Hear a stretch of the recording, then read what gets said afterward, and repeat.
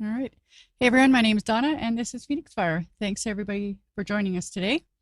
Today's live production is brought to you in part by Prairie Sky Recovery Center in Leipzig, Saskatchewan. Today's guest, Trish, aka T, is here to tell her incredible story and how she found stability through Suboxone. And we're going to meet her right after this.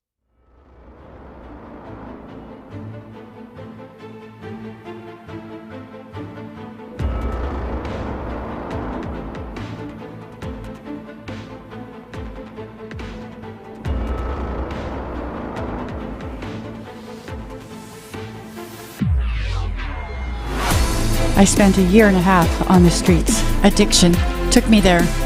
Pain took me there. My name is Donna, person in recovery, domestic violence survivor, mother of two. I spent years running from myself, but no more. I've come to find peace, and I am not here to light a candle. I am here to set fire to the darkness and give voice to the voiceless. I hope you'll join me and my guests as we face the stigma around addiction and tear down the walls of oppression. This is not a safe space. This is a brave space. This is Phoenix Fire.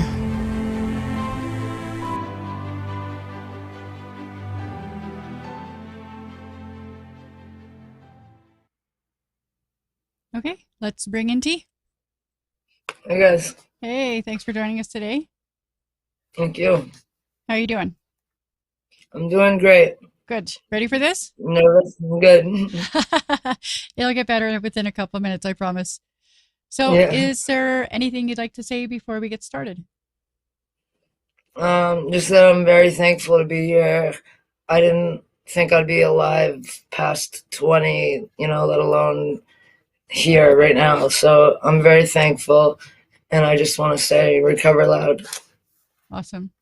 Awesome. Uh, so tell us a bit about your childhood.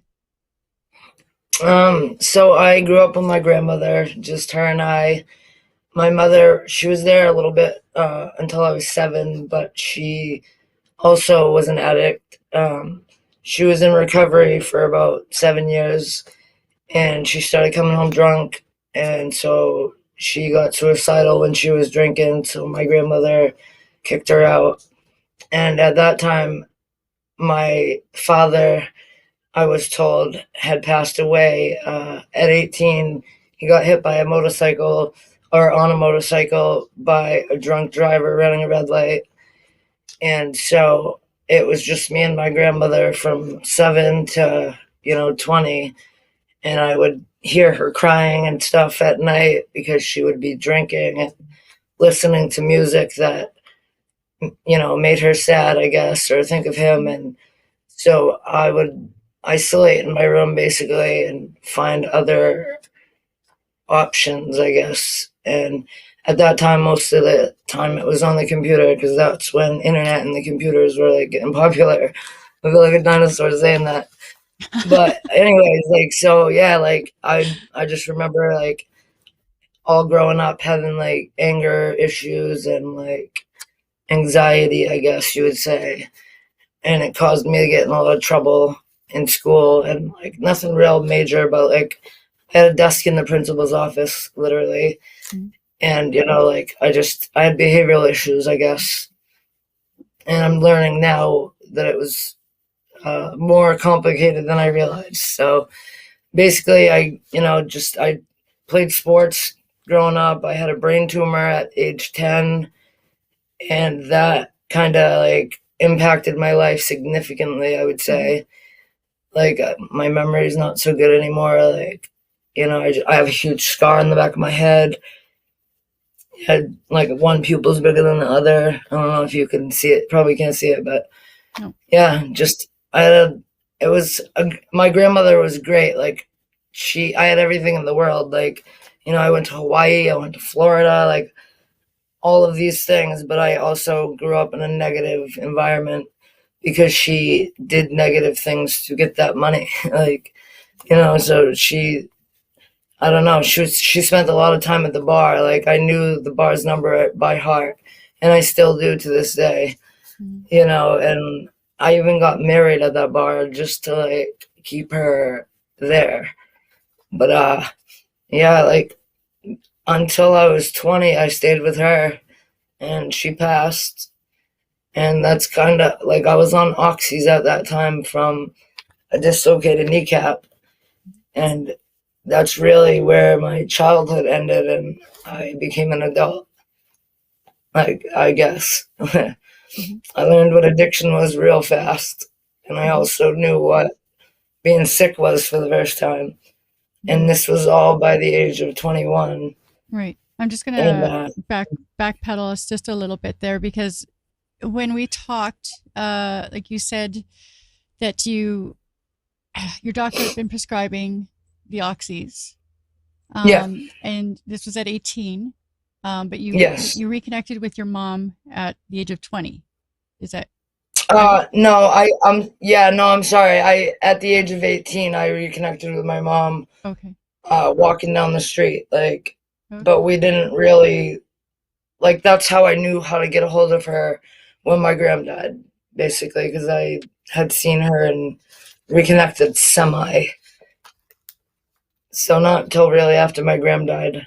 Oh, okay.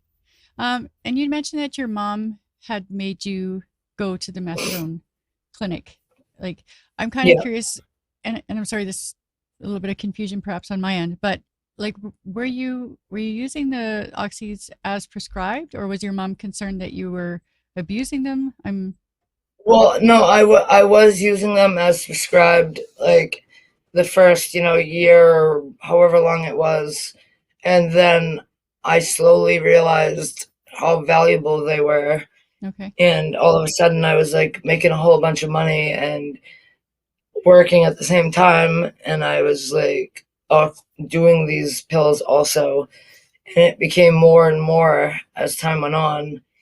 And then that when my grandmother died at age 20 is when they called me for a pill count, and I couldn't make it in because I literally couldn't get out of bed because my grandmother just died. Hmm. And so they cut me off. And that's my mom. She gave me some of her oxys, like she was on oxy fives, and she gave me those, like to help me out a little bit. But Hmm. she couldn't really do that either. So she told me to go to the methadone clinic, and Okay. I think she thought that was helpful, Okay. and it was not. Okay. Um, so you were on methadone. Now, and again, maybe my notes are confused here, but you had said that you weren't able to make it to the methadone clinic due to your grandma's passing, and that was the first time you'd experienced true like withdrawal. No, Is that no? that was with the oxys. That was the oxys. Okay, we Yeah, covered a when my lot of ground mom really died, I quickly that couldn't. day.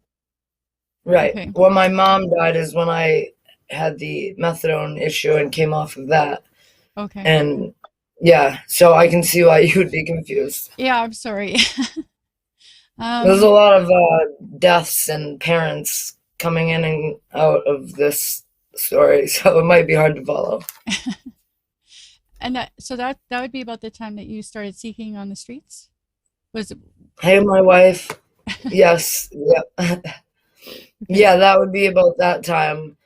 And I was dating a girl at the time when I had come off the methadone, and she could get oxys. She worked at a nursing home, and she was stealing them apparently, and she also was flying from Portland to California and then flying them back like 300 at a time. And so we were making a lot of money and doing a lot of drugs also. Mm-hmm. And so yeah, that just kind of, I would say, really led me down the addiction part of it, I guess, like more significantly than I thought I already had been at. And that's when I started doing benzos also. Okay. And that probably at that time was like the greatest day of my life because it numbed everything. Mm-hmm. So I felt like I loved that drug, and it was like my best friend, even over, opiates or anything else. I Okay. just knew I could count on that to not feel anything. So that's what I did for a long time. Mm-hmm. And then until I couldn't anymore, really. Like I met my wife, and things started to come together a little bit. And then, like, I was sober for 364 days. And then I relapsed that night before. And I guess that was like the first time I had ever done heroin, really. And I don't even remember doing it. Like, I just drove from New Hampshire to Portland in the middle of the night, I guess, got it, and then went home, and she found me unconscious, like, in the car. Mm-hmm. So that was like when I was like, wow. But I didn't continue to do it because I knew, I've heard things about it. But I got in another car accident, or a real big car accident, and my face was fractured, my kneecap was broken, patella was like snapped, and I was bleeding internally. And previous to that, I was stabbed, so I had already had a significant injury, which I guess I kind of skipped that part, but that was when my mom passed away. Mm-hmm. And so, yeah, I got stabbed in 2010 when my mom passed away, and that caused me to have blood clots and a huge scar. So that, that was when I had kind of like my first wake-up call, because they said if I wasn't stabbed, I would have overdosed on benzos anyway. So I had surgery and everything else, and I continued to use like an idiot. Like, I started to take the drugs, as prescribed, and then, like, always something chaotic happened, and I just would numb myself, Like, my uncle would give me oxys. He gave me an Oxy 80 at my grandmother's funeral, and he gave me one at my mom's funeral. So I never dealt with anything, like, back then. Mm-hmm. I just numbed everything. So I guess that's probably why I confuse a lot of things, because sometimes it seems like it just happened. Right. But yeah, so that I got stabbed, and then my life started coming together a little bit. And then I got in the car accident shortly after.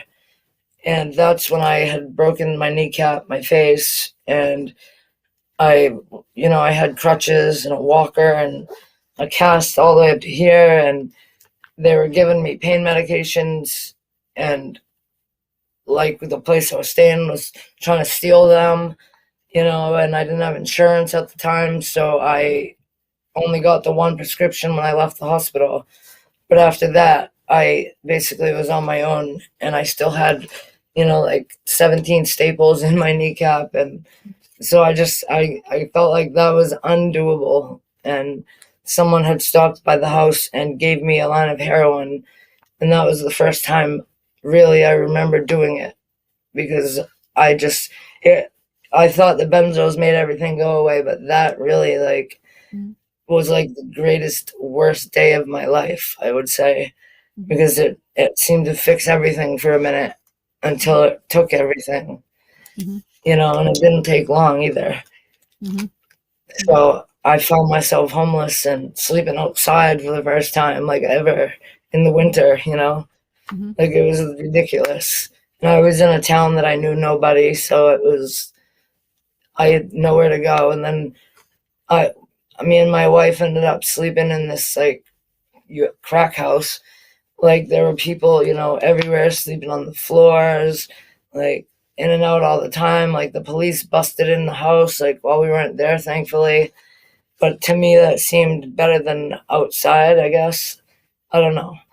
But I will never go back to that again, and I don't recommend anybody either. So, but just, yeah, like, we came back from, that was in New Hampshire, and I was heavily using, like, a lot, I had I robbed somebody, and the police were looking for me, and really, I didn't really, like, I didn't hurt anybody or anything like that, fortunately, like, because I'm not violent, but like, to be dope sick is, like, the worst thing you could imagine. It feels like your body is ripping from the inside out. Like, if you have ever been sick, but you've never been dope sick, imagine that 20,000 times worse, I would say. Absolutely. So that's kind of like, I couldn't stand that. And, I was riding the bike down the street. Well, in a parking lot, I was at Walgreens, and there was somebody coming out, and I saw like, and I'm not proud of this, guys, either, but I saw like an envelope sticking up out of his pocket, and I just kind of like did a drive by, and I grabbed it, and I rode off into the bike. Like I rolled into the bush, changed my clothes real quick, like ripped off my shirt, threw my hat, like, and then I walked home like nothing happened. Mm-hmm. And I had made it home before Katie got there, luckily, and she was in the store, and like she had heard whatever the whole situation going on from that end. And so they thought she was with me because they seen us talking outside for a second, and she said no, obviously, because she was trying to protect me.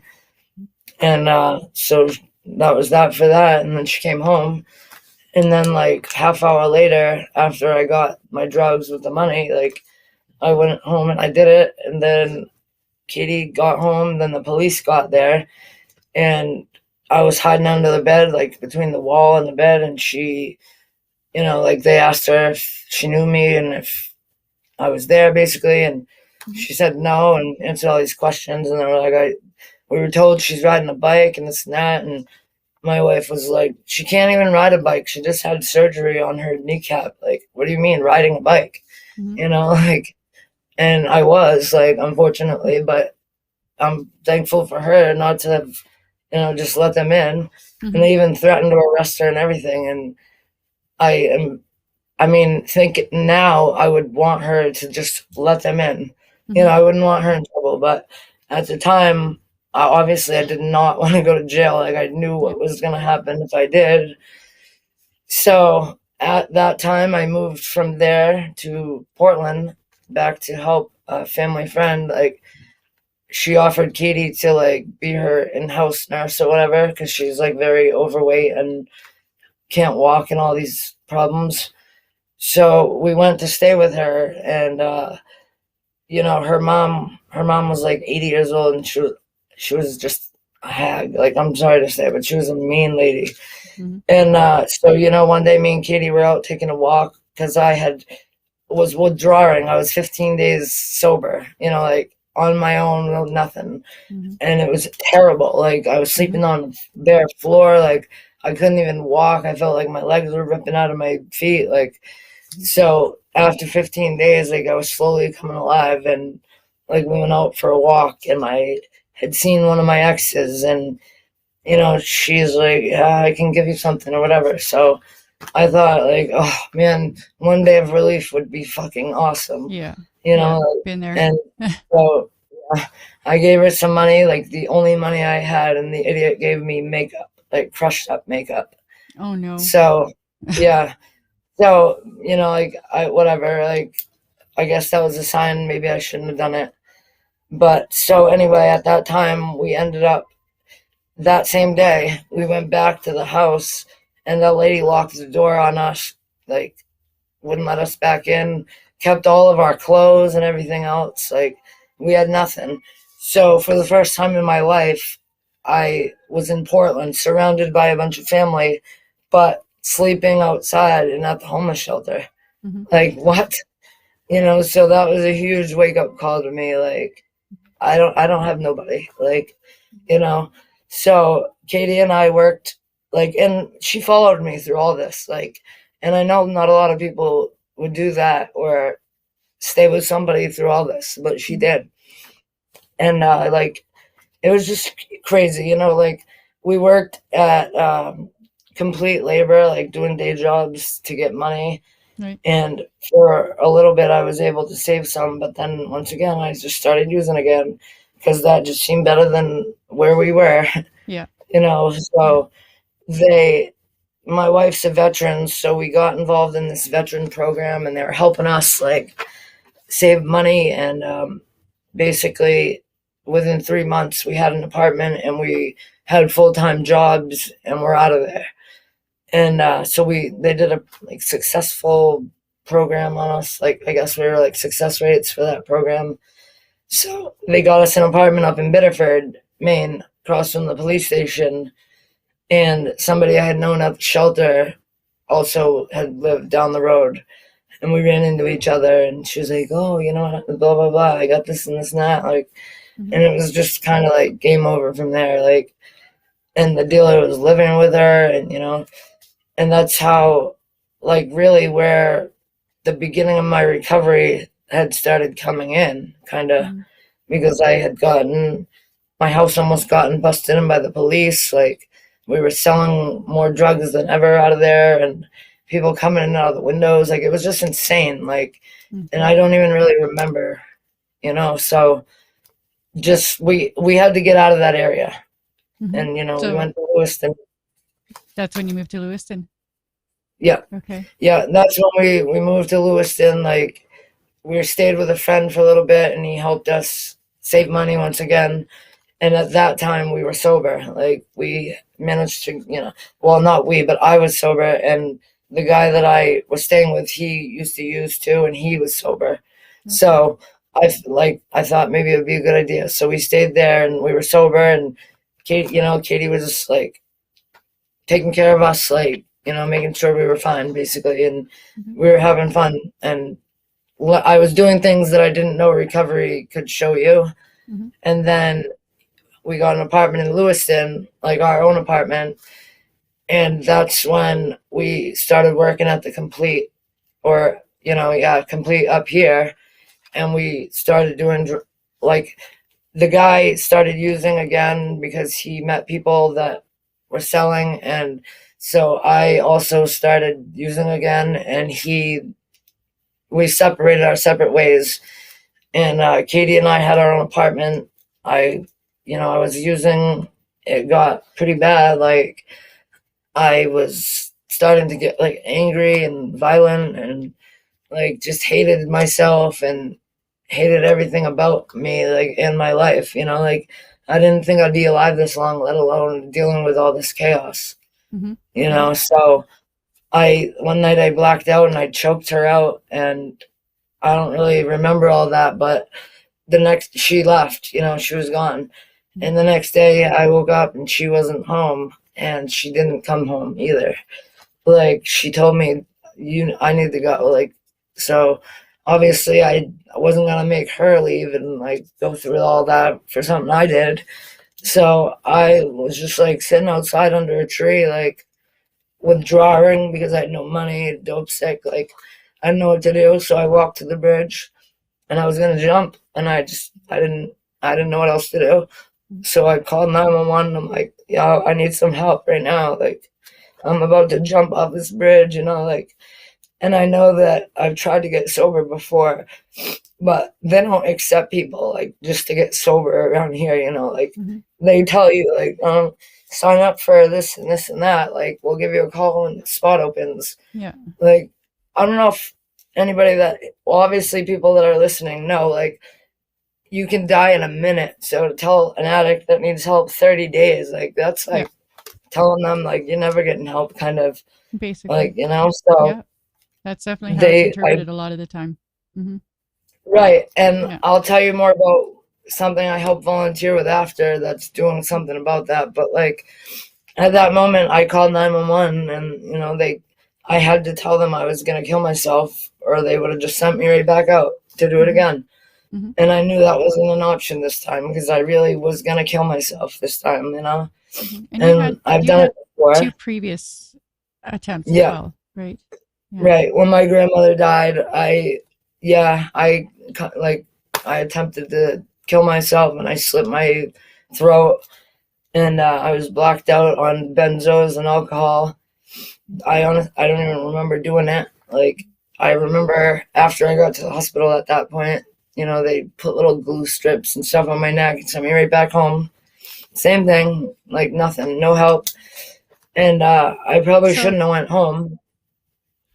no, I would say not.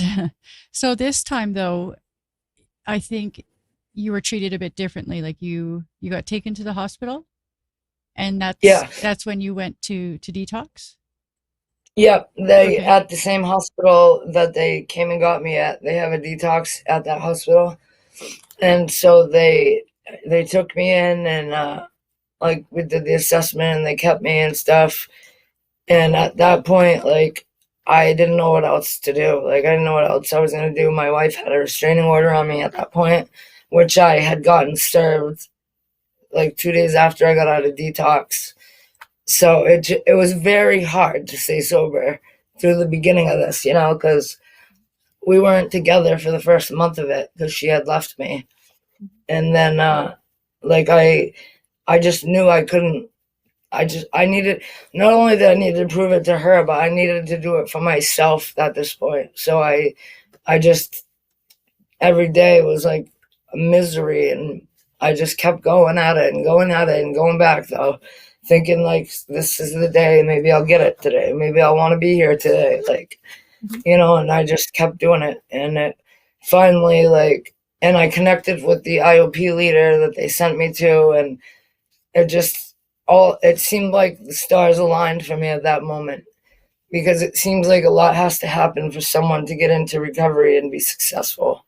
Yes. And that's crazy, like that, like, I don't know. When I went to do it, they didn't have help like they do now, like I had to do it on my own. Like, I got out of there, I stayed with my friend that I grew up with in the project that I grew up within. And, she let me stay on her couch and for the first month. And then one day it was raining out and I came home and Katie was standing outside in the rain just waiting for me. And so from that moment, like, it just changed. I just had to do something different. And like a funny moment, like at that moment happened that made me realize, like, wow, it's not just addiction. It's like anger, like all this mental health stuff that I never took care of. Like, and I was telling her, I'm like, listen, I'm sober, I'm going to counseling, like, I'm in anger management. And I picked up her bike and threw it in the river. She's like, you're what? You're in anger management? And what the hell just happened? And I was like, I don't know. I don't know. But it was like, it was a funny thing that we talk about now, That's funny. But yeah, it was hilarious. Fucking believe me. I'm under control now. Right. Yeah, and it took like so many times, like I still, I'm going on 3 years sober, and I still have anger problems, and like I'm trying to understand more about, like my past, because I also, in the middle of all this, after I got out of detox, found out I was adopted and met my dad after being told I didn't have a dad. So this guy, incredibly traumatic. Oh yeah. I thought I had no family, and now like they're everywhere. Like, and my family's last name and Katie's family. Well, my dad that I just met, like his last name and Katie's family's last name, they were the same. So we were like, what? Like, are we related? Like, thank God we can't have kids together. Like, like, it was just so crazy. Like, how is this happening, And not only that, but my dad's birthday is also on our wedding anniversary.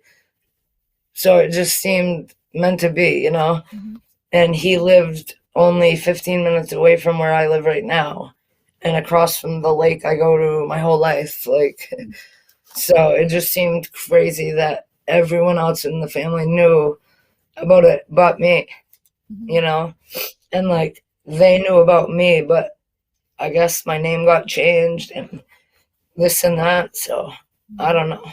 They couldn't find me apparently. But yeah, so I have a sister and a brother and a dad and like this whole family. And we've been starting to have a relationship, kind of. It's difficult, but it's getting there.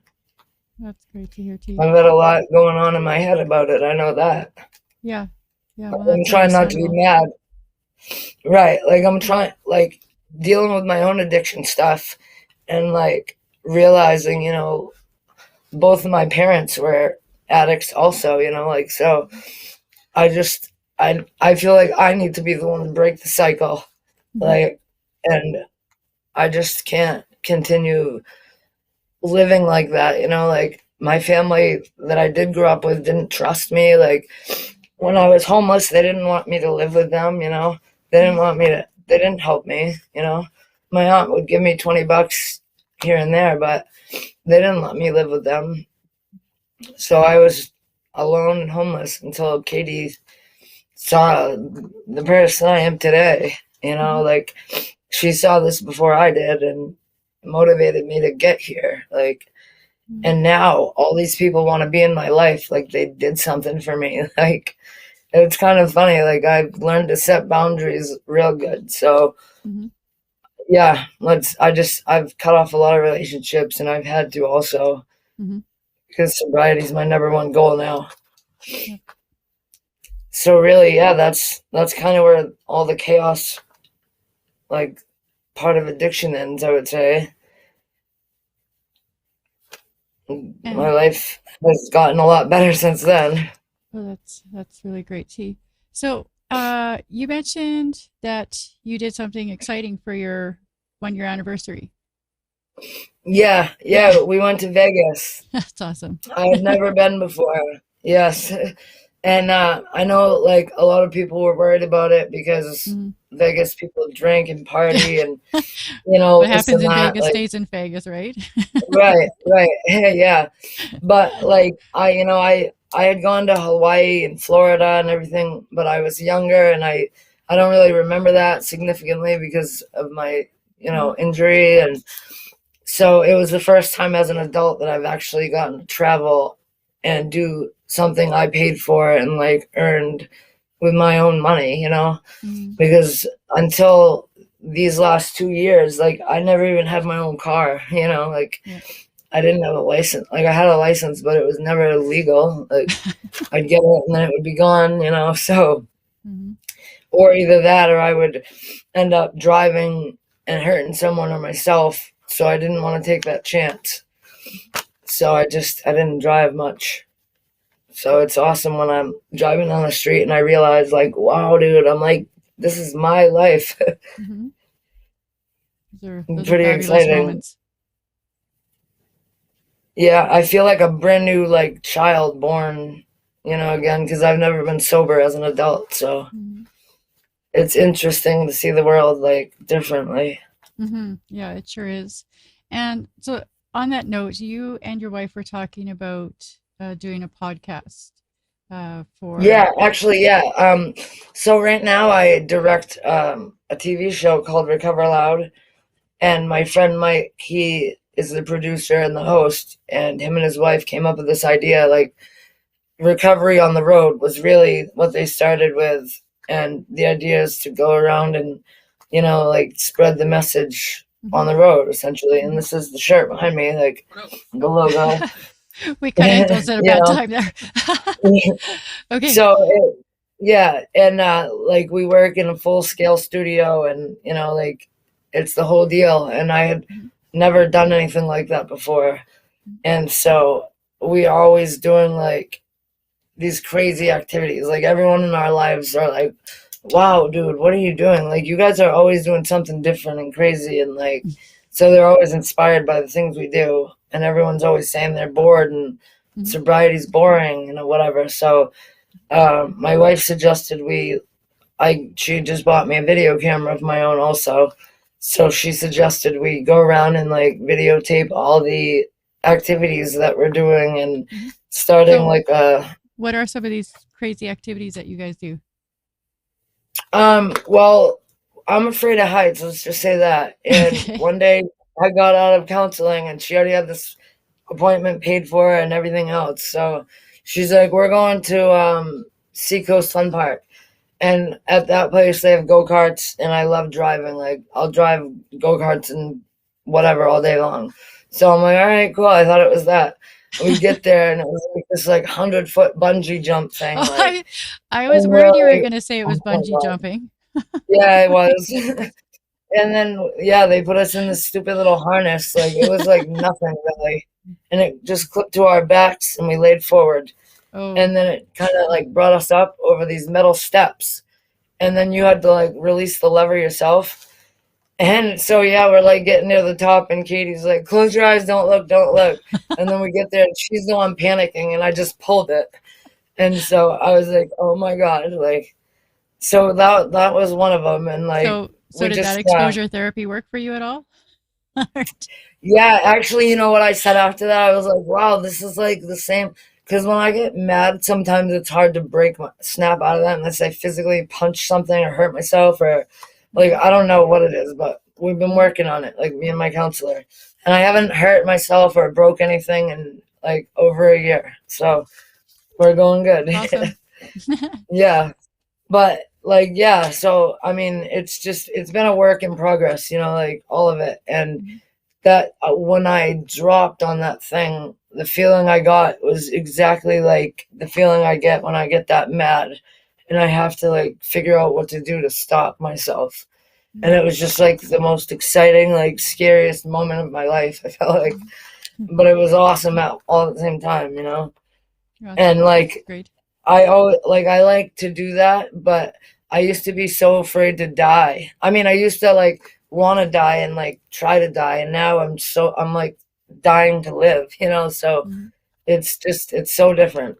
So Mhm. I'm like, why would I go up there and die for no reason? Like I don't know. Next week you'll be jumping So out of I try to airplanes. stay on the ground. Yes. Yeah, well, that's our next thing she Make wants sure to you do. take your video camera if that happens. I want to see some Oh footage. yeah. Yeah. So what We're gonna else get a do crazy helmet. guys do? Well, we go out. Well, we went out canoeing and fishing. Like that. That's not so crazy, but like I bought her this like moped. She manages a restaurant, and the logo is scooters. And so she's been obsessed with scooters, and so she just had like one of them little ones you stand on and ride. But I went out and bought her I spent $350 on this scooter like that she hasn't only ridden once, by the way, in over a month. So I'm like, now I'm No thinking pressure about it. there. But right, yeah. But I mean, like, just knowing that I have money, like, to do that now Mhm. is just enough.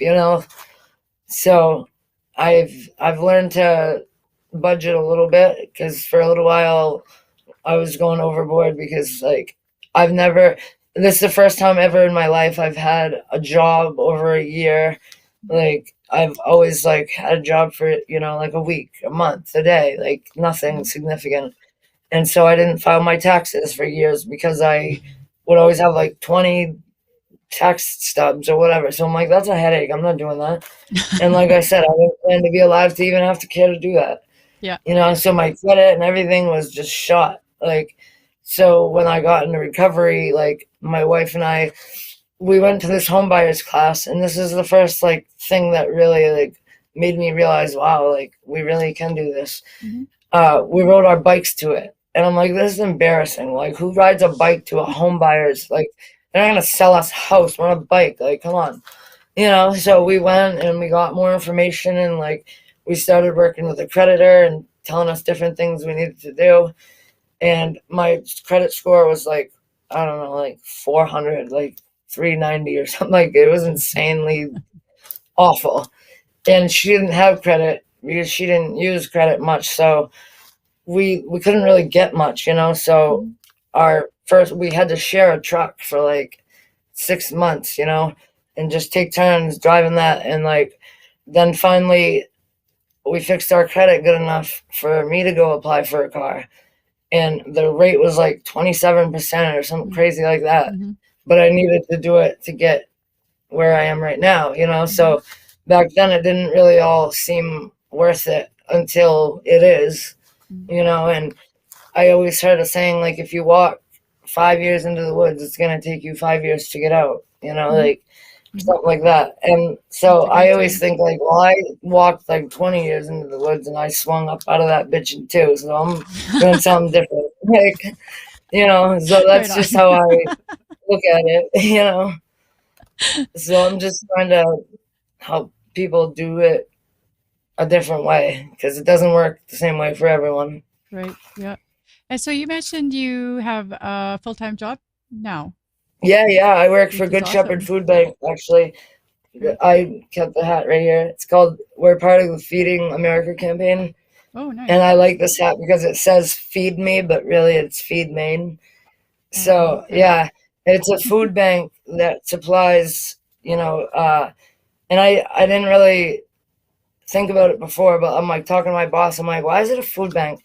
I'm like, is it like because like a bank, you keep all your money at the bank? Like here's where all the food gets stored, so it's a food bank.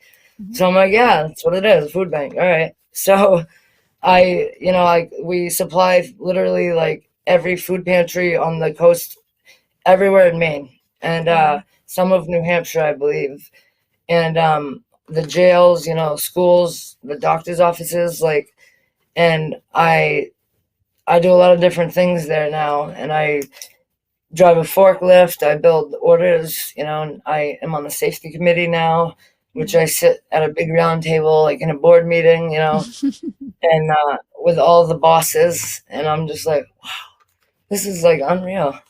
Nice. Like sometimes it feels like an out of body experience, kind of, Mm-hmm. because like no one ever would have thought this was me. I never even would have thought this was gonna be me. So it's great to like That's awesome. see the places that I've needed food at or I've gone while I'm homeless, to see these tickets that I'm sending out food to, like knowing, wow, like they sent me food when I needed it. Like I feel good that I'm paying it back, Mm-hmm. And Yeah. my grandmother, when she died, also worked at a food pantry, and I used to go with her, and so it just had a lot of meaning to me, Mhm. and That's so I wonderful. just love it. And I never worked with such great people, or it's everything about it is great. Mm. Like I just went through a massive, not massive, but like for me it was for a surgery.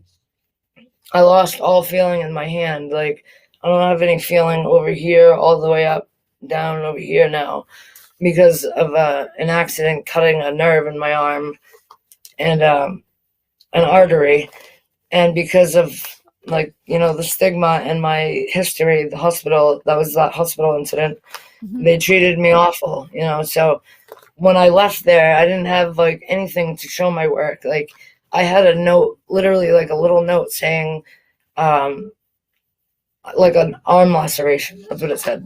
Just far Okay. as an arm laceration, and had surgery. Not, I don't even think it said I had surgery, honestly. So my work, luckily, that I've gained trust and like been somewhere this long, because if this, and I still have PTSD about calling out from the past. I just, like, even today it's a scheduled day off and I feel some type of way about it, like I Yeah. shouldn't be home, That's so hard. like I was feeling, as well as like trying to be home and heal and like mentally be okay with this addiction part, and the all of that part. Like I was also having worried about my job because I didn't get the proper documentation to show them. Mm-hmm. But luckily they trust me, and like I've built up, like a rapport with them or Mm-hmm. whatever, and they didn't need that. They trusted my word, like, and for me that was huge. That's that's super So huge. I just, yeah, Right. I just feel blessed to be there, and Mm. it's It's only one of the obvious. things I do. It's obvious that you feel very blessed. And Thank that's you. fantastic. So we're gonna switch over to have a look at some of the comments that are coming in from the community. Um, so you wanna run sorry, back you.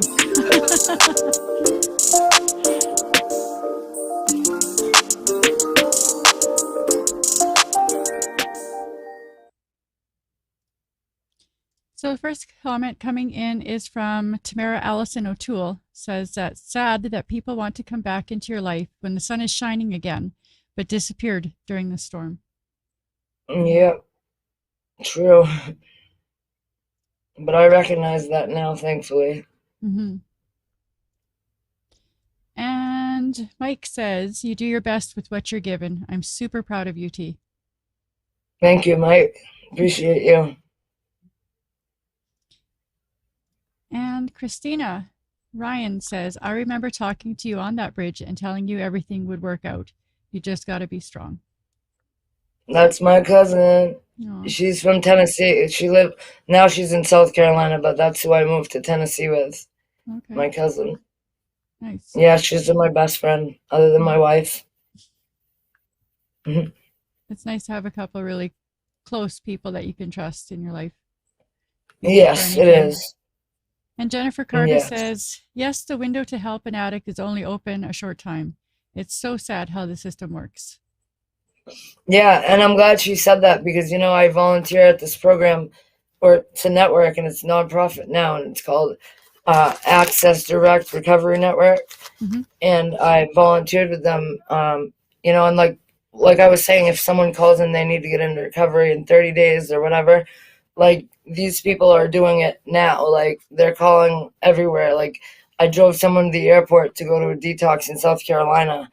All paid for it, all expenses paid. Like they're doing so many things to help everyone, not just, people in our community. Mm-hmm. So it's changing. Hopefully it's changing a lot. Yeah, that's a pretty amazing group. You had also, and I'm sorry, I forgot to touch on this, but you mentioned you're taking classes for recovery coaching as well. Yes. Yeah. Yeah. Actually, it was supposed to be today, and it worked out because, somebody had signed me up for it, and they signed me up for the wrong thing. So it wasn't even, So I'm working on that again now. Like, so hopefully that'll be soon. Well, you certainly keep yourself busy. That's amazing. I do. Yeah, I do. I'm Making the most actually of life. starting a training. Yeah, there's a new warming hut around too that is harm reduction as well, Okay. and people can come in and take a nap and stuff like that if they need. And I'm getting certified and trained to do that also. Wow. Yeah. Amazing, So T. thank you. No, you're awesome. I'm trying. Well, you're certainly doing an amazing job, girl. Very proud of you. Thank you. I figured if at least one person hears it. Yep. So it looks like we're at the end of the comments. Oh, I see one just came in from Tamara. She wants to know if you have a support group, either then or now. I am the creator, I guess. I don't know the right word right this minute, but I have a group called Recovery Diaries that I run, and it's support for everything. I know some groups they won't let you talk about other groups or certain things, and I just want everyone to feel welcome and like they can be open and honest without a negative response. Okay. Alrighty. But I do join a lot of other groups too for other inspiration and help. Okay. So the Recover Diaries, I'm sorry, did I get that Recovery right? Diaries, yep. Is that a Facebook page or? It is, yep. Okay. It's right on my, it's just called Recovery Diaries. Okay, cool. Kayla Zoe, I think that's your wife, Katie, right? It is, yeah. Yep. She says, Recovery Diaries, we love it. And Tamara says, yes, the other groups failed her. Yes, come join. Mm-hmm. Absolutely. Can we invite her to put a link in the chat after the fact? Yeah.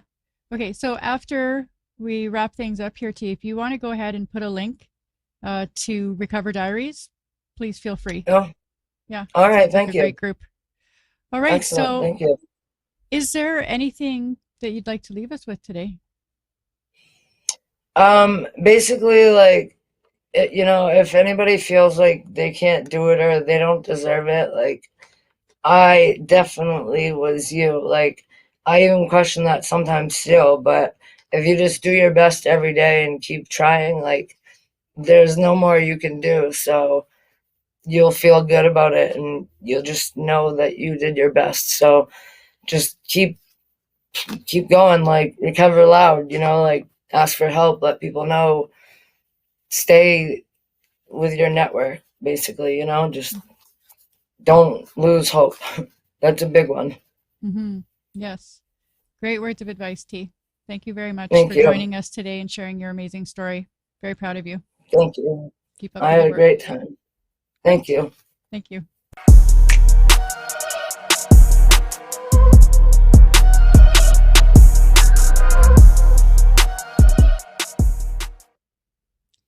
There is power in numbers. If you would like to contribute to ending the stigma around emotional pain, please subscribe to our YouTube channel, follow on Twitch, Facebook, and Instagram. Like and comment your thoughts on our posts. Let us come together with our lived and living experience as a resource that has the power to engage new thought processes, to promote new ideas, to broaden the spectrum of care, and to show the world that we can recover. There is a safer way, and we're here to show you how. Take care, everybody.